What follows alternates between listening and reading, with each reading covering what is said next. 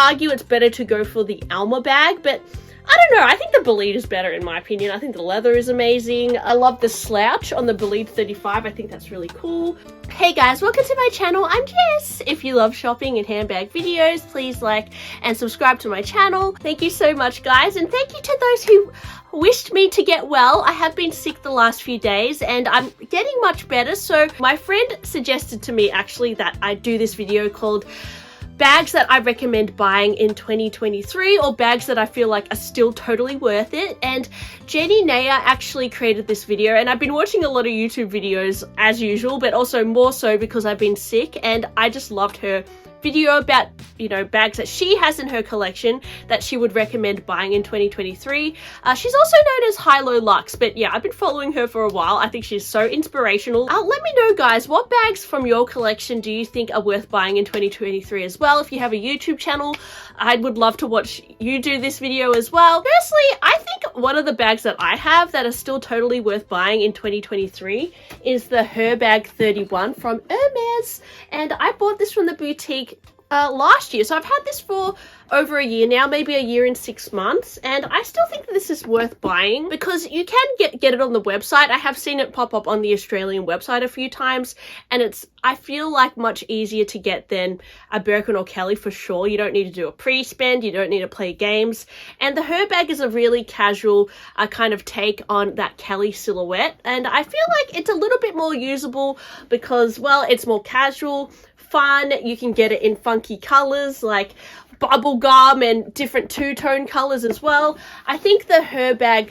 Zip 31 is a really good choice because it has a back pocket as well, so you can put your phone in here for easy access. It also has a lot of like cute little features like the lock, and just the leather on the top is this really thick, substantial leather. If you don't like scratches, guys, this part scratches up like crazy, like this front part. I've had it for over a year and a half, and it does, like you can see here, there's a bit of a nick there, scratches, but that really is a part of the style of the bag. It's a very casual bag, and I wouldn't be afraid to just use and abuse it, to be honest, because it's kind of like the nature of the bag. I like mine because it's in a really cool finish. I got it from the Hermes boutique. I would also pick up one for pre-loved, and usually the pre-loved ones are a lot cheaper. So there's a lot of options with the Herbag. I just think it's really practical. Obviously the opening enclosure is a little annoying, but I do feel like it looks quite cool just worn open like this as well. And it does come with an extra pouch, so you don't have to really worry about stuff falling out of it because you've got the security of this pouch. And also, I was recently sent a new handbag organizer from Handbag Angels. When I went on their website, I noticed that they had really cute details in their bag organizers. So if you look on the inside, they've, oh my gosh, this is so, I can't even deal with this, guys. They have like a little J embroidered on the inside, J for Jess, obviously, and little hearts.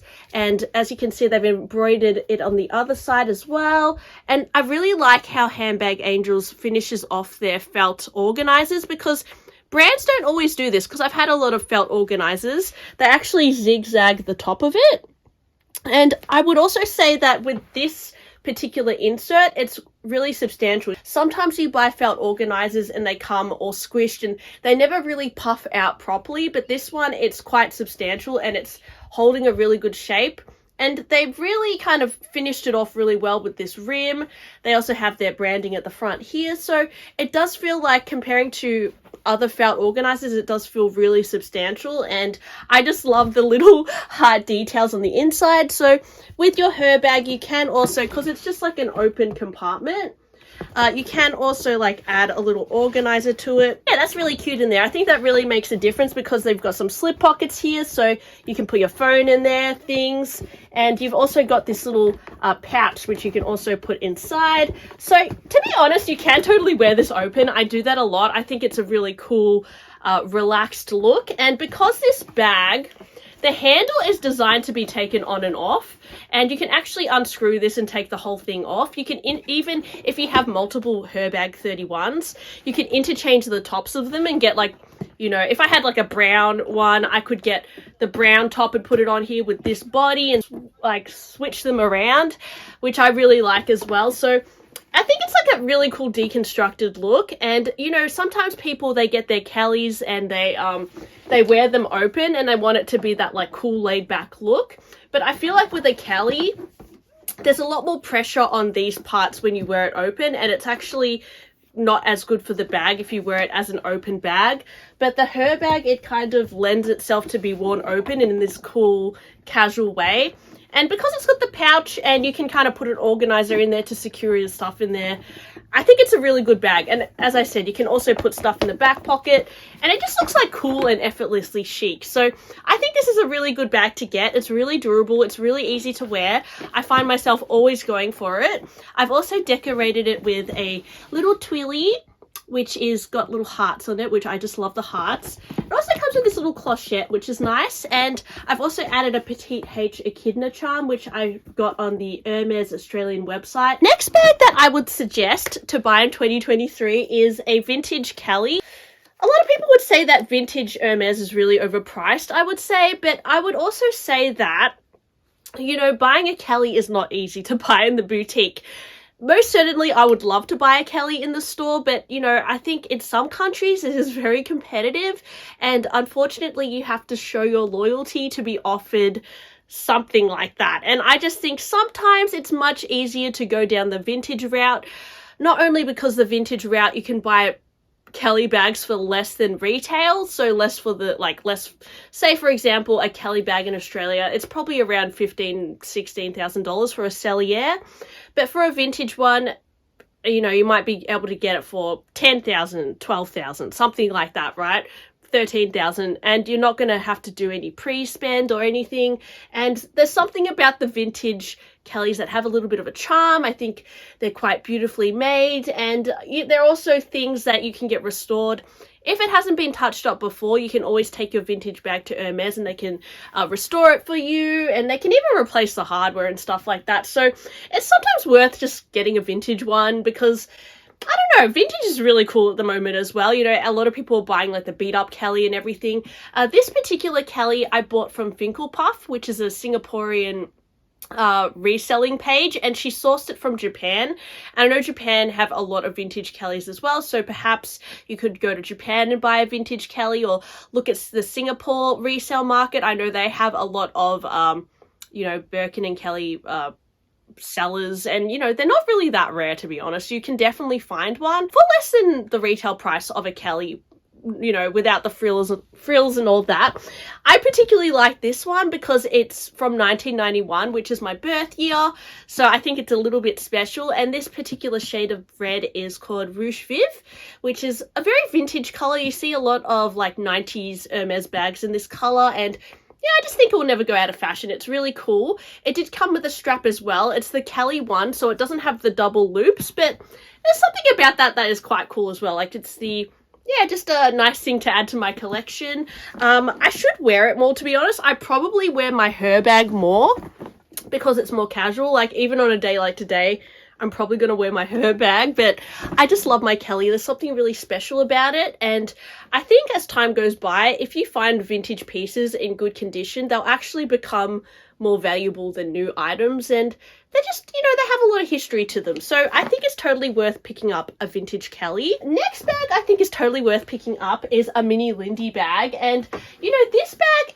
it was quite hard to get at one point from Hermes, and a few of you guys have said that you've been able to score one, which is really cool. You know, I was able to score mine in Sydney, so that was pretty awesome. I have seen these pop up on the Hermes website as well, so I feel like they're still not as hard to get as a Birkin or Kelly, but it probably depends on your country and the demand. But I like the mini Lindy because it's an easy crossbody. You know, it has a good capacity to it. It comes in really cute colors as well. Like, it comes in Swift Verso, which I love Verso. I do have a 26 in Verso, but I've seen the mini Lindy in just some gorgeous combinations. Like, oh, recently I watched Fashion Junkie's channel, and she just scored a gorgeous mini Lindy. It was like a mauve pale with like this like chocolatey inside. Oh my gosh, I just died at that combination. I got a boring black one, but you know, black crossbody, you can't go wrong. Honestly, I wear this so much. It's got palladium hardware as well, and it's just a great easy bag. You know, it's casual. If you're a casual dresser, I think it's really good. If you're more a like, I don't know, elegant ladylike style, maybe this won't be for you. Maybe go for a Constance or something, but I think that this is really girly fun, and it looks like a little cat, so I really love it. Yeah, so I still think this is worth buying. Probably on the pre-loved market, it usually sells for a premium. I don't know if that's worth it, but if you can score one in the store or online, I think it's still totally worth it because it's actually a very usable bag and it's really cute, honestly. And I actually think that something like this can sometimes be more wearable than a mini Kelly or something like that, although I would love a mini Kelly.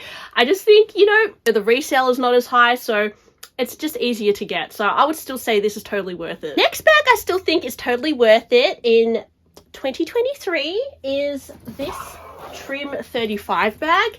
Now, I don't think you can buy a Trim 35 from the boutique anymore, but I've most certainly seen a lot of these on the pre-loved market, and I managed to get mine for a really good deal. I know I keep blabbing on about it. I got it for about 1,300 Australian dollars, but I do occasionally see them for really good deals on the pre-loved market, like, you know, on wherever. Pre-loved shopping is always risky, guys, but yes, you know, I usually share where I get things. I got this from Luke's at Forward, which is a store in, I think it's in Sydney. Oh, sorry, no, it's in Queensland. It's a pre-loved store.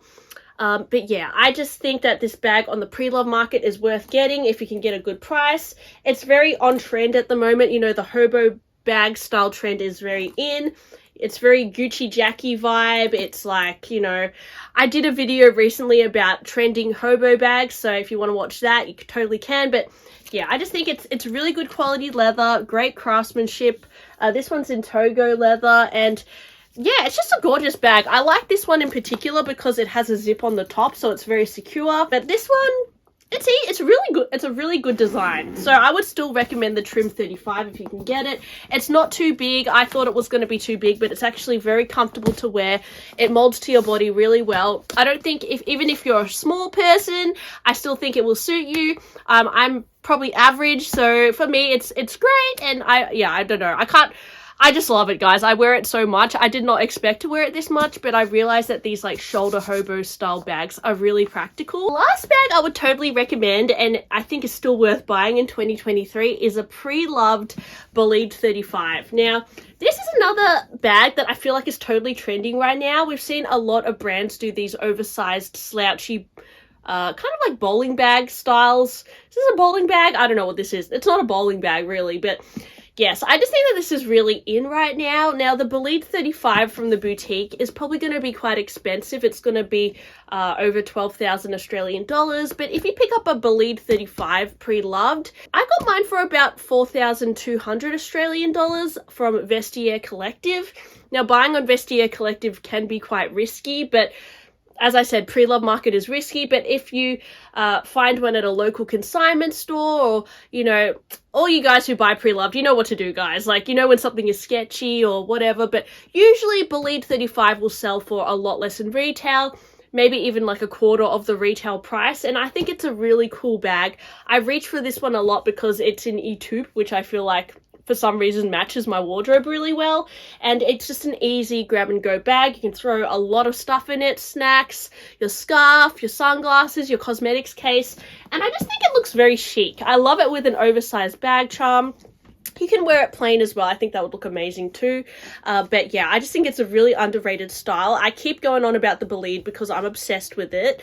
And yeah, I just feel like the Bolide is so underrated. And honestly, it's a style I feel like a lot of people haven't like fully hopped on the train yet with. Like, I think a lot of more people are looking for the mini Bolide, which is also so cute. And some would argue it's better to go for the Alma bag, but I don't know. I think the Bolide is better in my opinion. I think the leather is amazing. The feel of it. I love the slouch on the Bolide 35. I think that's really cool.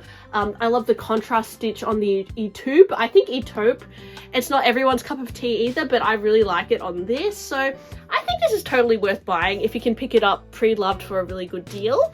Anyways, guys, I think I blabbed on enough. So yeah, let me know what bags you think are totally worth buying in 2023 from your collection. Thanks for watching my blabby video today. Thank you, Handbag Angels, for gifting me that organizer. I'll link them below as well because yeah, I think that is a great little companion to have in my bag. And yes, thanks for watching, and I'll talk to you guys on my next one. Bye!